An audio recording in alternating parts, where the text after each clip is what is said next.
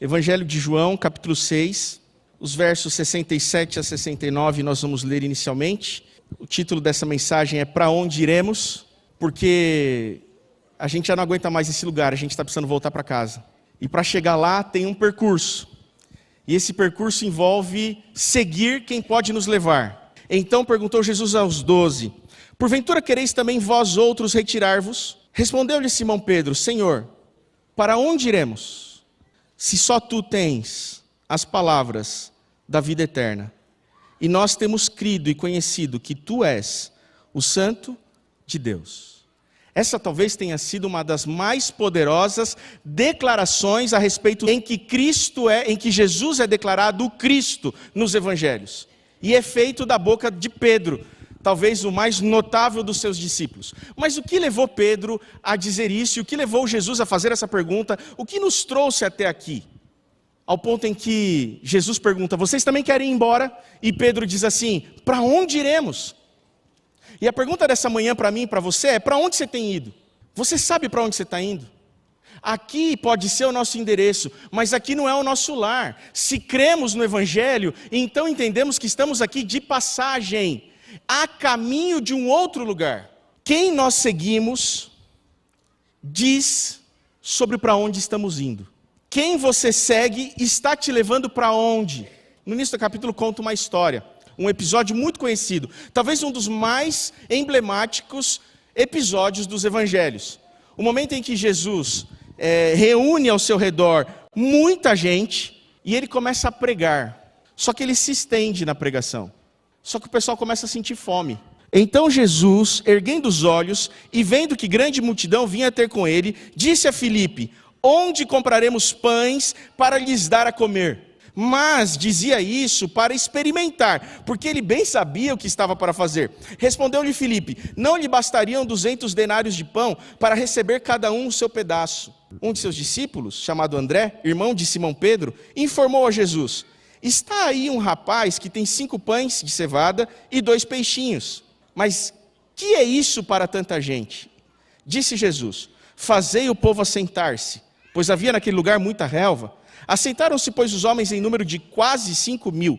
Então Jesus tomou os pães e, tendo dado graças, distribuiu-os entre eles, e também igualmente os peixes, quanto queriam. E quando já estavam fartos, disse Jesus aos seus discípulos, recolhei os pedaços que sobraram, para que nada se perca. Assim, pois, o fizeram, e encheram 12 cestos de pedaços dos 5 pães de cevada que sobraram aos que haviam comido. Vendo, pois, os homens o sinal que Jesus fizera, disseram, este é, verdadeiramente, o profeta que devia vir ao mundo. Você lembra dessa história? A gente aprende essa história desde pequenininho, nos flanelógrafos do Ministério Infantil. Jesus multiplicando os pães. Curiosamente que enquanto ele multiplica os pães, ele ganha seguidores. Enquanto ele está multiplicando os pães e fazendo milagres, ele atrai seguidores. Muita gente se reúne ao redor dele e declaram, esse é verdadeiramente o profeta. E diz que o menino tinha levado o quê? 5 pães e 2 peixinhos. Imaginaram a mãe desse menino preparando essa cestinha para ele. Filho, você vai ver Jesus, você está indo para o culto. Leva esses 5 pãezinhos, esses 2 peixinhos. Leva para lá, porque você vai ter fome. E ela deve ter dado a recomendação para ele que minha mãe sempre dava para mim. E eu nunca desobedeci minha mãe nessa recomendação. Ela dizia assim, come tudo, hein? André chega para ele e fala assim, menino, Jesus está dizendo que vai dividir o seu lanche com todo mundo aqui dentro. Agora imagina se eu tenho 5 bisnaguinhas aqui, vocês tudo com fome aqui, deve ter umas 1.000 e poucas pessoas, e a gente fala assim, gente, eu tenho 5 bisnaguinhas, vocês estão com fome? Querem? Deus está disposto a multiplicar tudo aquilo que você estiver disposto a compartilhar. E eu vou ter que fazer uma ressalva nessa fala. Não é que ele vai multiplicar para você ou na sua vida, não. Porque não é barganha ou investimento esse negócio com Deus. Eu vou dar porque ele vai multiplicar na minha vida. Não, ele vai fazer multiplicar o teu para o reino. Você compartilha, não lhe faltará e ele multiplicará para o reino, mesmo que o que você tem não seja suficiente. O que Jesus está ensinando aqui é a benemerência. O que Jesus está ensinando aqui é o dever com aqueles que têm fome. O que Jesus está ensinando aqui é dizendo assim, sim, o meu evangelho pretende, para além de resolver esses problemas quando eu voltar, saciar a fome também aqui. Porque se você está esperando que a solução da miséria se dê apenas quando ele voltar, eu preciso te dizer que esperar Jesus voltar de barriga cheia é fácil. Mas quem tem fome precisa do Jesus real agora. Precisa de você sendo Cristo na vida dele. Nós como comunidade. Essa é uma convocação que não pode ser aviltada. Ao terminar a multiplicação dos pães, os homens olham para ele e dizem assim, vendo, verso 14, vendo pois os homens, o sinal que Jesus fizera, disseram, é este verdadeiramente o profeta que devia vir ao mundo. E eles dizem no verso 15, sabendo pois, Jesus, que estavam para vir, com o intuito de arrebatá-lo para proclamarem rei, retirou-se novamente sozinho para o monte. Porque quando Jesus alimentou a multidão, o que a multidão falou? Temos um novo rei. Se ele sacia a fome, ele precisa ser nosso governante. Que mote, não? Para um bom pleito eleitoral. Mas Jesus não estava em campanha, porque o reino dele não era daqui. Então ele se retira. E o texto diz que ele se retira porque ele quer ficar sozinho. Mas o verso 22 diz que não demorou muito esse isolamento de Jesus. Porque o que aconteceu no dia seguinte? Olha o verso 22. No dia seguinte, a multidão que ficara do outro lado do mar, notou que ali não havia senão um pequeno barco, e que Jesus não embarcara nele com seus discípulos, tendo estes partido sós. Entretanto, outros barquinhos chegaram de Tiberíades, perto do lugar onde comeram pão, tendo o Senhor dado graças. Quando, pois, viu a multidão que Jesus estava ali, nem os seus discípulos, tomaram os barcos e partiram para Cafarnaum à sua procura. E tendo-o encontrado no outro lado do mar, lhe perguntaram, mestre, quando chegastes aqui? Jesus só queria ficar sozinho, mas eles deram um jeito de encontrar Jesus. Só que agora eles encontram Jesus com um discurso diferente. Não é que muda, fica mais duro, entra em melhor perspectiva, eles encontram outro Jesus. E aqui eu preciso dizer para você, aqui ele começa a ter haters, aqui ele começa a perder seguidores. Eu fico pensando a agente, a mídia digital dele, a agência de mídia digital dele, Senhor, volta naquele discurso lá do pão que estava dando certo. Esse discurso aí que o senhor está falando agora está dando ruim, está perdendo seguidor, vamos, muda. Só que Jesus não adaptava o discurso para agradar a audiência. Olha o que acontece. Verso 26. Respondeu-lhes Jesus, em verdade vos digo, vós me procurais, não porque vistes sinais, mas porque comestes dos pães e vos fartastes. Jesus olha para eles em um tom duro e diz assim, espera lá, vocês vieram aqui atrás do pão, não atrás de mim. Vocês querem um milagre, mas vocês não querem o Deus dos milagres. Vocês querem um milagre, mas vocês não querem compromisso com o Deus dos milagres. Então não vai ter mais pão agora. Quantas vezes você buscou o milagre, mas não queria nada com Deus dos milagres? E deixa eu dizer uma coisa para você, milagre não acontece na tua vida porque você é mais bonito, ou porque você é mais especial, ou porque você é mais legal, ou porque você é mais consagrado. Não, milagre é uma iniciativa divina, exclusivamente fruto do amor do Pai, ou do amor dele por você, independente do que você é ou faz. Só que ele não existe para tornar a tua vida mais confortável. O milagre existe para revelar na tua vida o Deus do milagre. Só que muitas vezes a gente só consegue enxergar o milagre e não consegue enxergar o Deus dos milagres. Jesus endurece mais o discurso. Trabalhai, não pela comida que perece, mas pela que subsiste para a vida eterna, a qual o Filho do Homem vos dará, porque Deus o Pai o confirmou com o seu selo. Dirigiram-se, pois, a ele, perguntando, que faremos para realizar as obras de Deus? Respondeu-lhe Jesus, a obra de Deus é esta, que creiais naquele que por ele foi enviado. Ou seja, eu estou aqui falando com vocês para que vocês entendam que Deus me enviou, não para que a vida de vocês seja mais confortável com os meus milagres. Então lhe disseram eles, que sinal fazes para que o vejamos e creiamos em ti? Quais são os teus feitos? E ao verso 31 eles desafiam Jesus.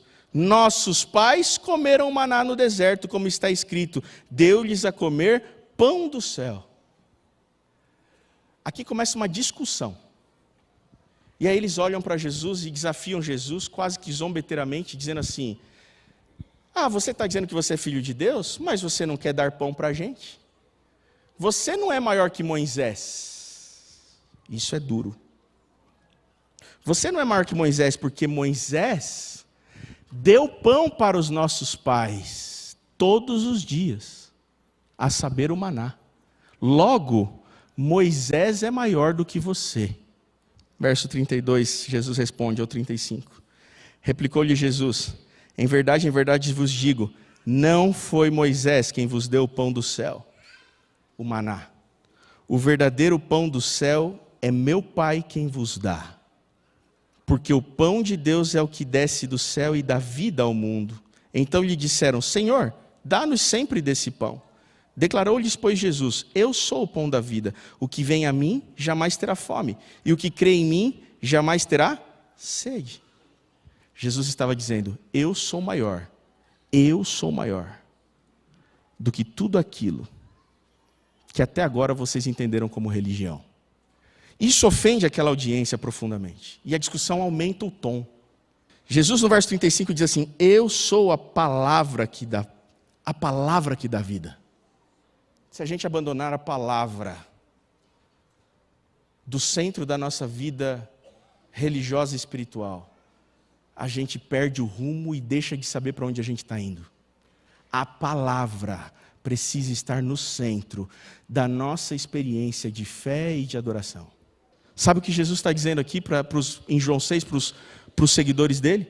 Ele está dizendo assim: vocês querem esse pão, mas esse pão não tem vida. O que tem vida é a palavra, porque nem só de pão viverá o homem, mas de toda a palavra que sai da boca de Deus. Quando a discussão vai nessa, eu sou maior do que Moisés, então aí eles se ofendem completamente. Verso 41 e 42. Murmuravam, pois, dele os judeus, porque dissera: eu sou o pão que desceu do céu. E diziam: não é esse Jesus o filho de José? Acaso não lhe conhecemos o pai e a mãe? Como, pois, agora diz desci do céu? Vocês entenderam o tamanho da discussão aqui? A discussão foi para esse nível assim. Quando eles não conseguiam contra-argumentar com Jesus, o que eles precisavam fazer? Depreciar a pessoa de Jesus. Porque quando alguém não consegue ganhar no argumento, ela precisa depreciar a pessoa. Então, quando eles não ganharam do argumento de Jesus, já puseram a mãe no meio. No verso 62, Jesus diz assim: que será, pois, se virdes o Filho do Homem subir para o lugar de onde primeiro estava? Ele está dizendo assim no verso 62, ele está remetendo ao 42, ele está dizendo: se vocês já estão escandalizados de eu dizer que desci do céu, o que vai ser então quando vocês me virem subir? Aí que vocês não vão entender nada mesmo. Jesus entra no bate-boca e responde no mesmo nível. Olha o verso 49. Vossos pais comeram o maná no deserto e morreram. Esse é o pão que desce do céu, para que todo que dele comer não pereça. Jesus vira e fala assim: vocês estão falando que o pai de vocês comeu o pão no maná, mas deixa eu perguntar uma coisa para vocês: eles estão vivos ainda? Ah, não estão, né? Pois é. Aquele pão que vocês disseram que o pai de vocês comeu no deserto, eles comeram e morreram. Mas o pão que eu estou oferecendo para vocês vai dar vida eterna. Eu sou maior que Moisés. O verso 56, Jesus explica: quem comer a minha carne e beber o meu sangue permanece em mim e eu nele. Sabe o que significa comer a carne e beber o sangue? Significa participar do sacrifício do Cristo. Sabe o que significa comer a carne e beber o sangue? Significa se comprometer ao limite com Cristo. Sabe o que significa comer a carne e beber o sangue? Significa permanecer nele. Sabe o que significa comer a carne e beber o sangue? Significa fazer um pacto com ele. Sabe o que significa comer a carne e beber o sangue? É dizer assim: eu o seguirei, eu me comprometo. Mas a gente vive uma geração compromissofóbica, que não gosta de compromissos, que gosta do pão, mas não gosta de compromisso com o Deus que faz o milagre. Você veio aqui de novo para pedir para Ele tornar a tua vida mais fácil. Você veio de novo pedir para Ele multiplicar o pão. Mas quando Ele pede compromisso, você se esquiva. Mas quando Ele pede obediência, você diz: não é bem assim, vamos relativizar isso aqui. Não era bem isso que Ele estava querendo dizer. Vocês querem um milagre, mas vocês não querem um discipulado que custe a própria vida, que representa comer minha carne e beber meu sangue. Um discipulado que custa a vida. Vocês querem chegar nesse lugar que tem na casa? Tem lugar na casa para você, mas tem um caminho de discipulado com o Cristo para chegar lá. Tem um caminho de compromisso com Cristo para chegar lá. Tem um caminho de disposição à obediência ao Cristo para chegar lá. É claro que Ele torna isso acessível. É claro que não é a nossa obediência que nos faz acessar, mas ele nos chama a um compromisso. Verso 60. Muitos dos seus discípulos, tendo ouvido tais palavras, disseram: duro é esse discurso, quem o pode suportar? Duro, não é? É duro para mim, porque eu não estou falando aqui como um médico que diagnosticou o teu problema. Eu estou falando aqui como um doente como você, que também tem dificuldade de me comprometer. O Jesus impopular escandalizava. No início a gente tem um Jesus popular, agora a gente começa a ter um Jesus impopular. Um Jesus impopular, um Jesus que escandalizava. Um Jesus que não era politicamente correto. Um Jesus impopular que não apenas multiplicava o pão, não apenas alimentava o faminto, mas chamava para uma vida de verdadeiro discipulado. Precisa ficar claro uma coisa: a solução apenas no porvir, ela é incompleta. Se vemos a miséria da humanidade aqui e falamos assim: mas isso só vai resolver quando Jesus voltar, eu não preciso me preocupar com essa miséria, e está errado. Porque o reino de Deus já está entre nós. É o já agora, mas não ainda. Ele ainda não se estabeleceu, mas ele já está entre nós. Nós já devemos viver como que se no reino. É nossa responsabilidade dirimir a miséria dos miseráveis com misericórdia. Uma solução que aponta só para o céu e ignora a miséria daqui, ela é manca. Mas por outro lado, uma religião que só se preocupa com o agora e ignora o porvir, ela também é insuficiente. Uma comunidade de pessoas que vive apenas para alimentar famintos, para cuidar da miséria, mas que não chama ao discipulado ou não apresenta o céu, não nos torna nem um pouco melhores do que uma ONG ou uma associação de benemerentes. Nós somos mais do que isso. Em João 6,66, Jesus encerra dizendo assim: à vista disso, muitos dos seus discípulos o abandonaram e já não andavam mais com ele. Jesus sofreu um cancelamento aqui. Olha que coisa incrível. Quando Jesus estava alimentando a multidão e fazendo milagres, ele ganhou muitos seguidores ao ponto de declararem: você é o Cristo, no verso 14. Mas quando chega no verso 66, quando ele começa a chamar a obediência, ao discipulado e ao compromisso, o que acontece? As pessoas começam a irem, não querem mais nada com ele. Há suficiente evidências para crer no Deus da Bíblia. O que nós não gostamos é da sua moralidade. O que a gente rejeita Deus, não porque não haja evidências da sua existência. A gente rejeita Deus porque a gente não gosta da ideia de que Ele tem uma vontade para a nossa vida. E como a gente não quer a vontade dele para a nossa vida, é melhor que a gente finja que ele não exista. Depois que todos o abandonam, quem que sobra? Os 12. E aí Jesus faz o apelo dessa mensagem para os 12. Então perguntou Jesus aos 12: porventura quereis também vós retirar-vos? O apelo de Jesus é um convite à deserção. O apelo de Jesus para a gente nessa manhã é assim: olha, se vocês não estão afim do compromisso, se vocês vieram aqui só pelo milagre, então é o seguinte: pode ir embora. Será que vocês também não querem ir embora? Todo mundo já foi. Mas uma das falas mais bonitas que a Escritura tem é a resposta de Pedro. Porque no momento em que ele é confrontado, no momento em que ele é desafiado por Jesus, porque Jesus estava querendo provocar, e ele sabia que Pedro ia reagir, porque Pedro não segurava. Ao que Pedro olha para ele no verso 68 e diz assim: respondeu-lhe Simão Pedro: Senhor, para onde iremos? Se só em ti eu encontrei vida. Senhor, eu não tenho para onde ir, Senhor, porque não há vida em lugar nenhum. Eu já procurei vida em todos os lugares, Senhor, mas eu só encontrei vida em ti. Eu não tenho para onde ir, eu não vou te abandonar. Para onde iremos, se só nele há vida? Onde você tem procurado vida? Onde você tem buscado vida? Eu preciso te dizer nessa manhã: não há vida em outro lugar, só há vida em Cristo Jesus. A gente não tem outra escolha, a gente não tem outro caminho, a gente não tem para onde ir. Só há vida em Cristo Jesus. Pedro olhou para ele e falou assim: Senhor, eu não tenho para onde ir, Senhor. Eu já procurei vida em todos os lugares, mas eu só encontrei vida eterna na tua palavra. Nós não vamos embora, nós vamos comer a sua carne e nós vamos beber o seu sangue. Nós vamos viver uma vida de discipulado, nós vamos nos comprometer, nós vamos nos dispor a obedecer, porque nós entendemos que não tem vida em outro lugar, a gente não tem outra escapatória. Eu não sei onde você está buscando vida, meu irmão. Aonde você está procurando vida, parece que tem vida, mas não tem vida, porque não há vida longe da palavra do Cristo. O que Pedro olhou para ele e disse, e a resposta de Pedro, e o meu desejo é que a resposta de Pedro seja a minha e a tua resposta nessa manhã. A resposta de Pedro é, a vida não está no pão, a vida está na palavra. Chega de buscar vida onde não tem vida. Para onde iremos?